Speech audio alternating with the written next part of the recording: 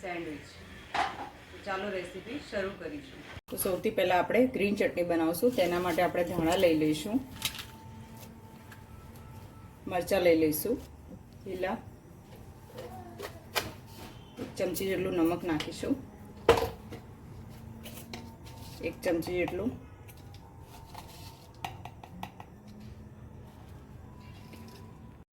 આપણે એમાં સંચળ નાખીશું અને અડધું લીંબુ નીચોડી દઈશું. આપણી ગ્રીન ચટણી બનીને તૈયાર છે. તો સૌથી પહેલાં આપણે કાંદા નાખી દઈશું, રેડ કેપ્સિકમ નાખી દઈશું, યલો કેપ્સિકમ જે છે એ નાખી દઈશું, ગાજર નાખી દઈશું,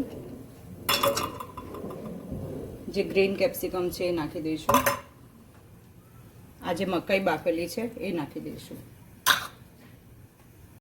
આપણે તેમાં 1 ચમચી નમક નાખી દઈશું.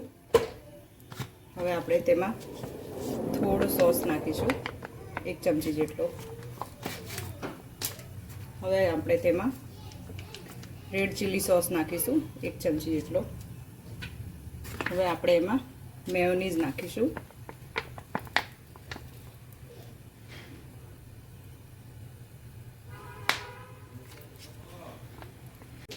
હવે આપણે તેમાં ઓરેગેનો નાખી દઈશું, રેડ ચીલી ફ્લેક્સ નાખી દઈશું. હવે આપણે તેમાં ચીઝ છીણી લઈશું.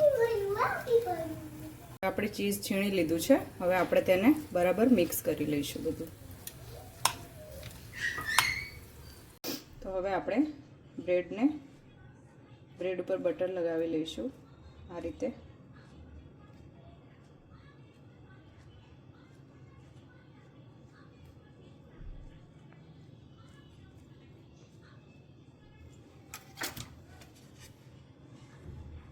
હવે આપણે એક બીજી બ્રેડ લઈને એમાં જે આપણું સ્ટફિંગ તૈયાર થયું હતું એ ભરી લઈશું.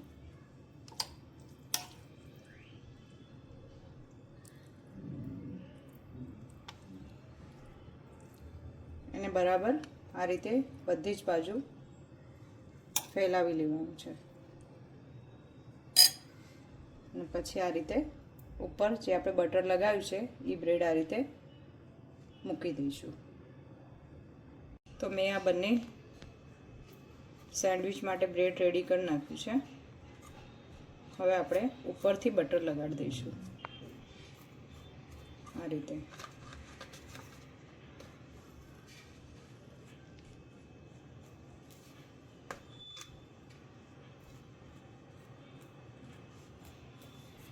તો મેં બંને આ સેન્ડવિચ માટે બ્રેડ મૂકી દીધી છે રેડી કરીને. હવે આપણે ટોસ્ટર મશીન 10 મિનિટ માટે બંધ કરી લઈશું